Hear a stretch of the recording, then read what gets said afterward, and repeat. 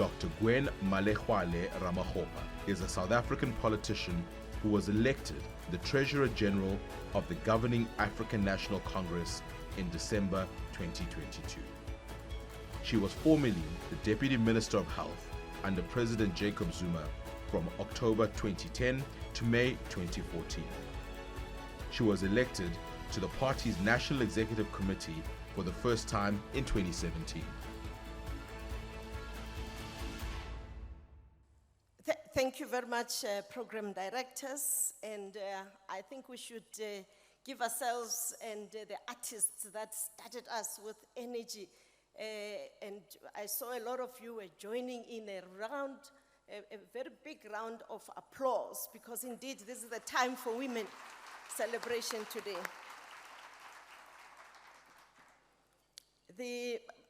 Roberta Naika, the Managing Director of the ABN Group, Executive Director of the Forbes Africa, non-executive directors of the ABN Group, and all the leaders there, Sidwahi Sembembe, Advocate Thando Gumede, Professor Abdul Karim, who's also cited here as a non-executive director, participants and moderators of this auspicious occasion, and the various panelists, members of the diplomatic corps who are here, captains of industry, entrepreneurs, women in various sectors of our society, in academia, in government, in the private sector, in the media space, and artists, and all women of the world, wherever they are today, who are celebrating this day as the International Women's Day. I say to all of you, good morning, and good day, and good evening, because we are in different time zones.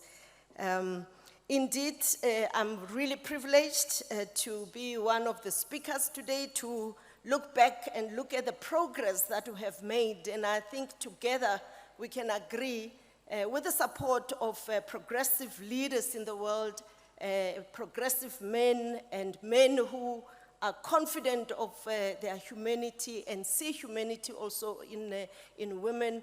All of us have contributed to breaking many glass ceilings that we were told exist. And in actual fact, in many aspects of our lives, we arrived there and discovered actually there were never any glass ceilings. We just had to venture, and we just had to have an opportunity.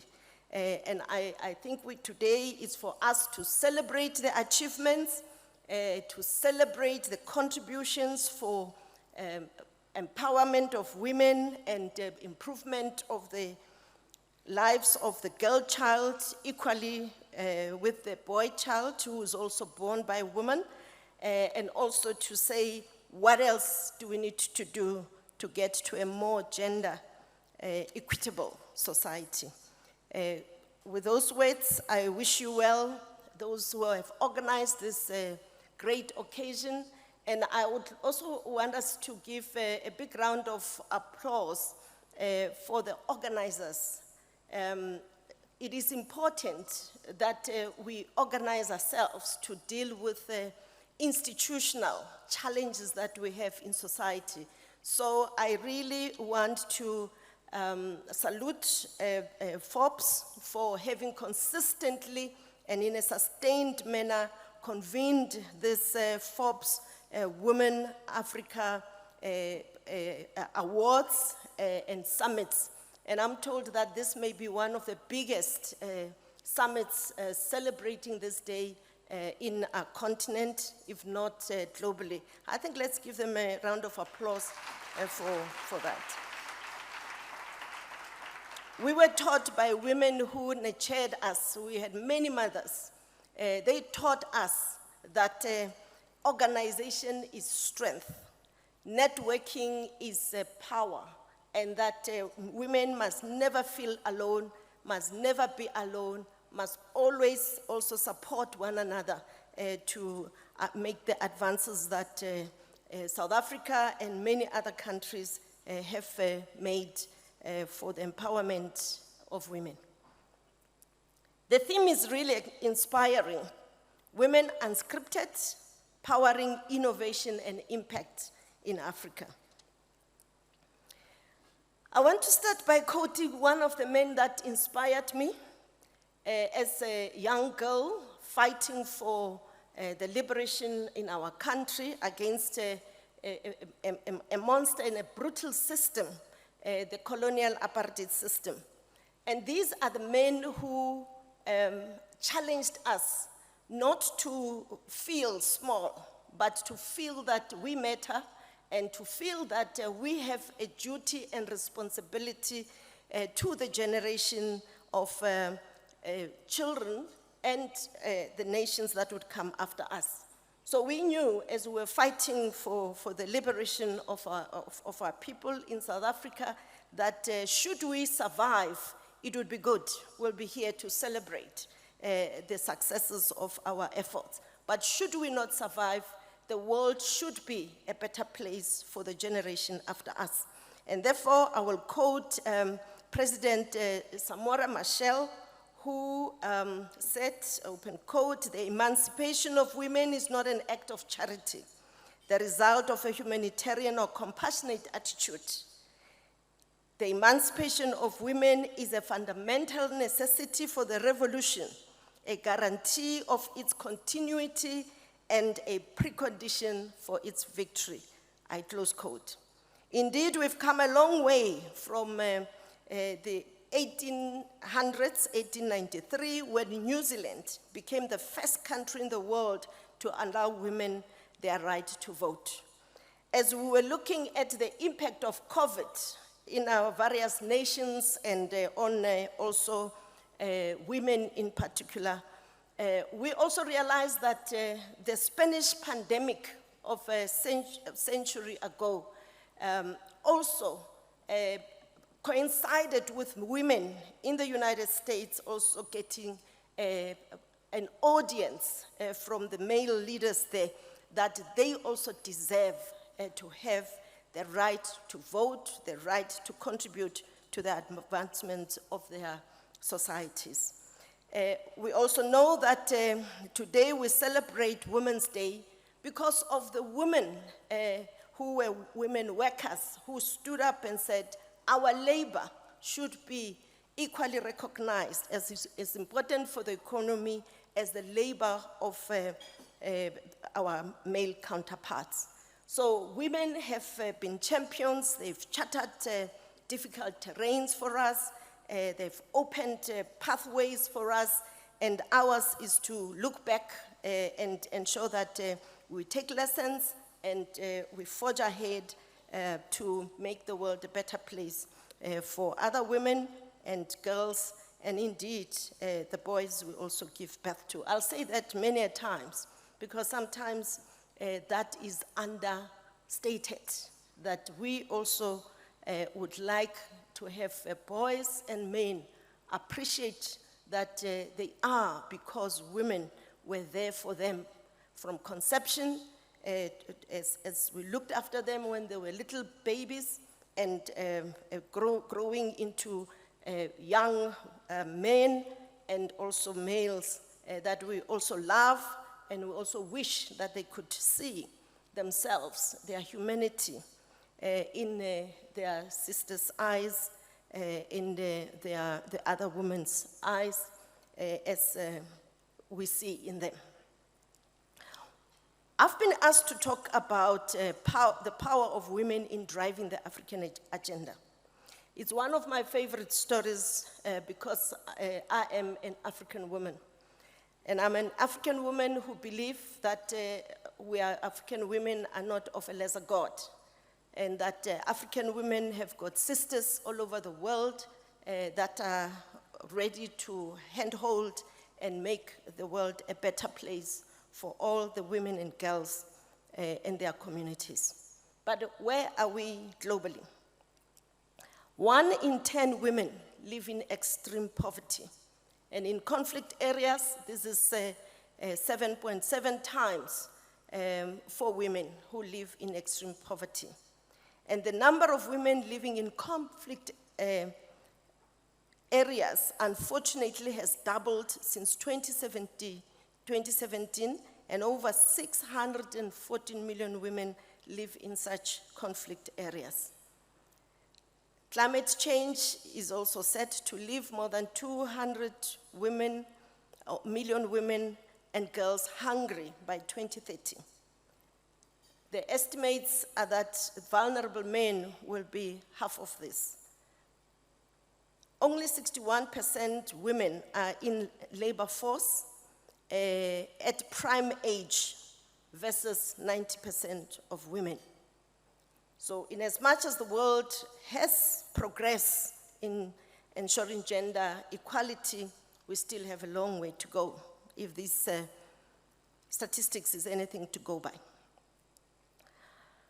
Moreover, the UN Sustainable Development Goals reports of our continent around the goal 17, which is a goal 17 on the AU agenda, that Africa also has made progress. However, Africa still needs to do more. And we must applaud the leadership of one of our esteemed women, a stateswoman, Mayor Dr. Nkosazana Dlamini Zuma, who at the helm of, as the chair of the AU Commission, commissioned the Africa Agenda 2063 as a program to ensure that Africa is also not left behind in the development of the world. She did not leave the focus on women and the girl child behind. And it is in that context that we also refer to the strategy on gender equality and women empowerment. The UN Women advises that leaders must seize the opportunity to make a difference for the sake of equality, our planet, as well as towards achieving the Sustainable Development Goals. We also know that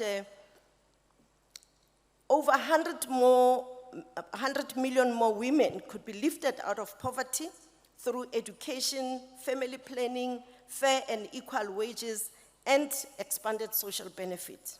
We also know that part of this gender equality dividend can enable us to have almost 300 million jobs created in care services where many women are, like daycare, care for the sick and the elderly, as well as in fields like teaching.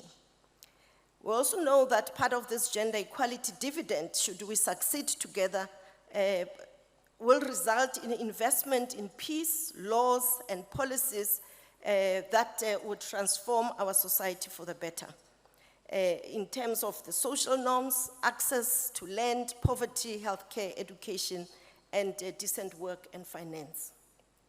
We still have greatly an uneven playing field in our continent, where, for instance, just 43.5% of girls in Eastern and Southern Africa completed lower secondary school, according to the 2020 data, slightly lower than boys at 45.6%. And with 65% of women employed compared to 75% of men in 2022. Women in our region face high rates of maternal morbidity still and mortality. So for women in Africa, the empowerment of women is real, like it is in all other countries and continents. In South Sudan, for instance, almost 1,500 out of every 100,000 women die each year in childbirth, compared to about 119 in South Africa. Even within our continent, there are discrepancies And we know in South Africa we started with very high rates of maternal mortality and also very high rates of infant mortalities. We also appreciate that whilst we have been able to contain the impact of HIV, AIDS, as well as COVID, women still bear the highest burden of diseases for themselves when they are affected, and also in caring for the family member and in their communities. All but one of the 20 countries worldwide with the highest burden of cervical cancer in 2018 were in Africa. 1 in 4 women on average has been subjected to physical violence in Eastern and Southern Africa, and so forth and so forth. So statistics tell us we have made progress, but there's still more to be done. And there's a need to accelerate.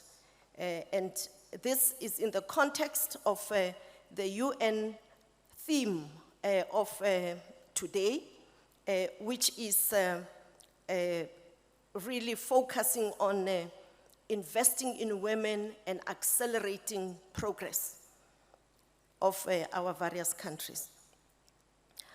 I think there are too many policies in the world, in our continent, and in our various countries that we need to take time to understand, to unpack, and to operationalize.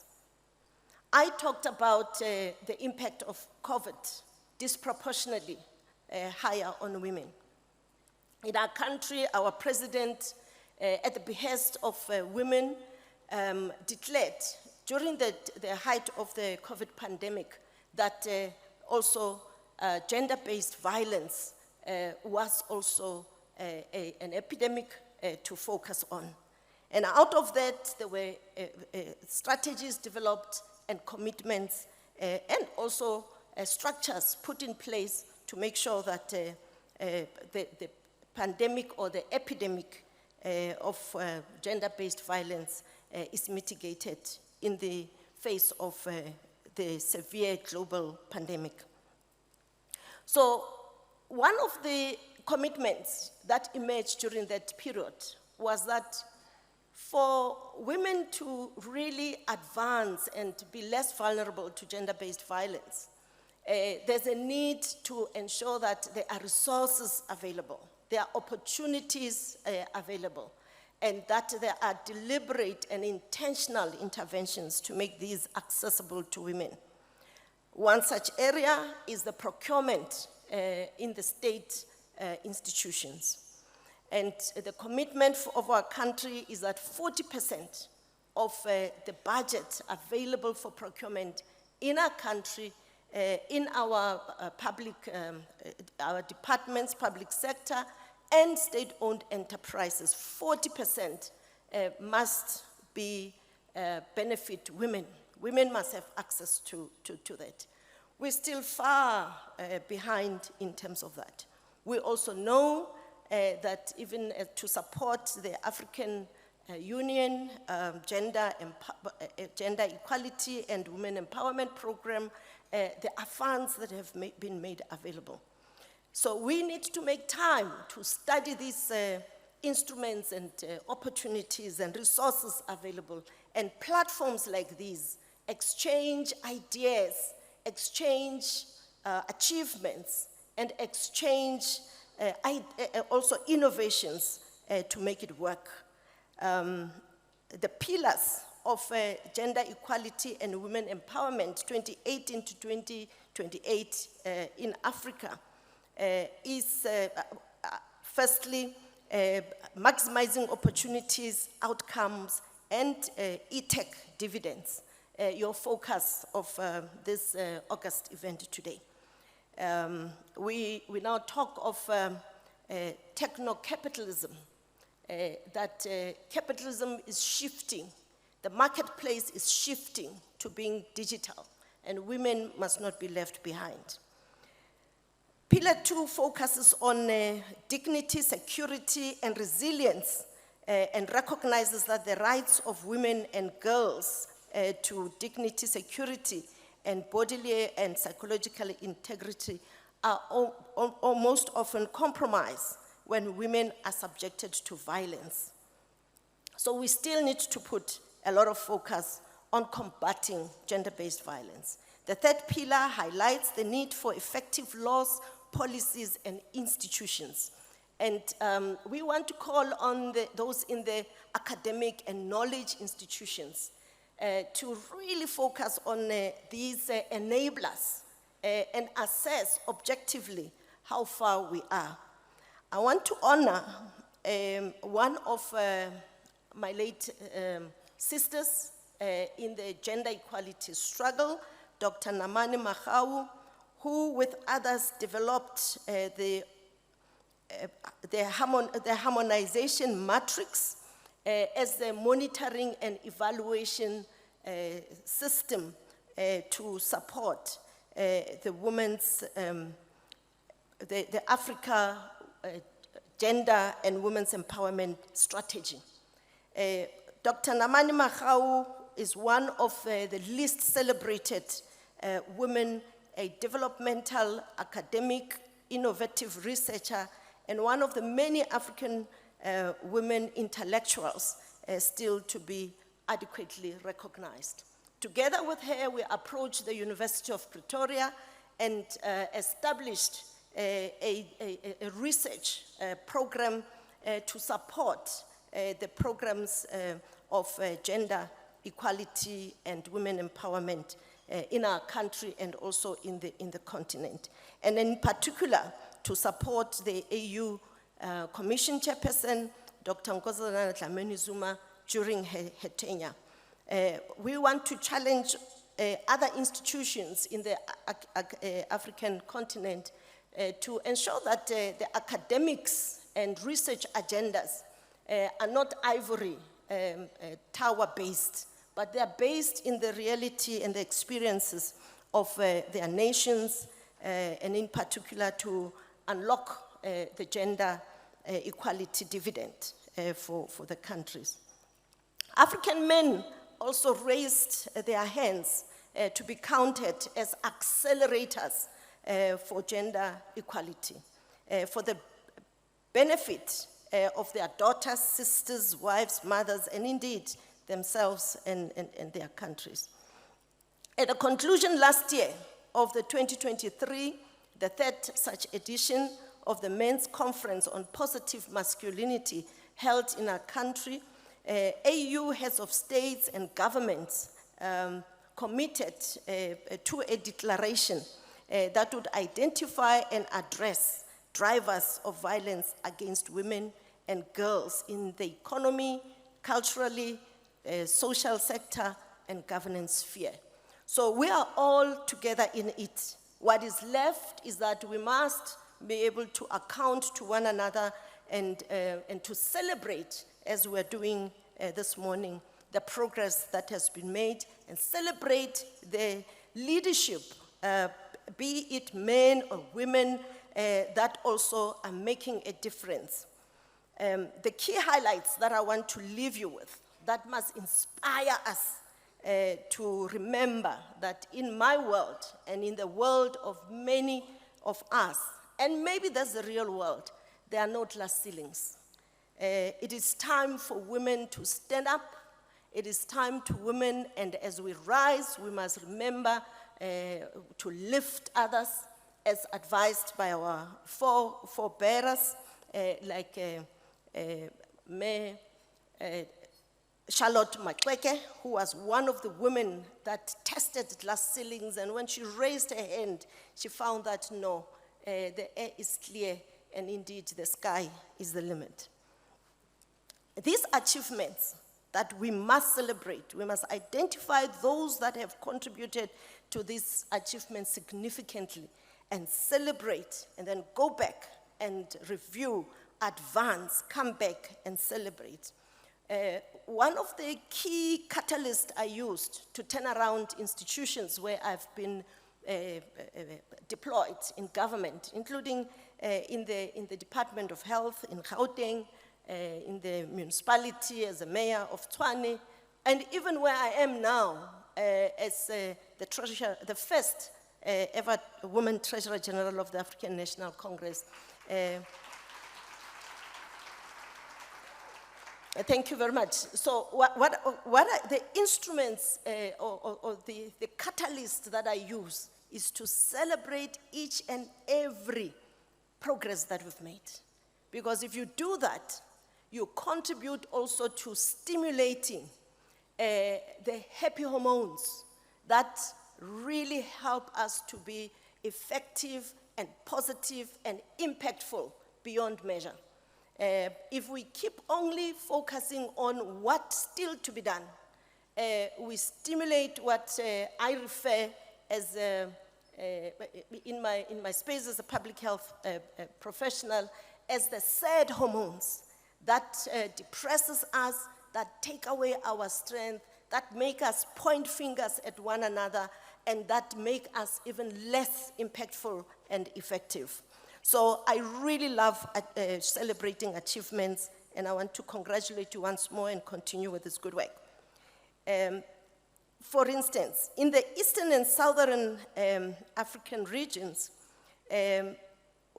these regions have nearly achieved gender parity in primary education, with 25 million more girls enrolled in primary school today than in early 2000s. So we thank those educators and the governments that invested in the education of girls, because in the past, girls were not even allowed to go to school. Girls were not staying in school because of menstruation and other adolescent related challenges they would experience. 22.4 million women and girls access improved health, water, and sanitation services by 2013. So we must say the universal health coverage can ensure that it is not only 22.4 million, but we can triple and have access to almost 100% of women to give birth in a safe manner. So I want to conclude by saying for every Kwame Nkrumah in Africa, there is a Ya Asantewa.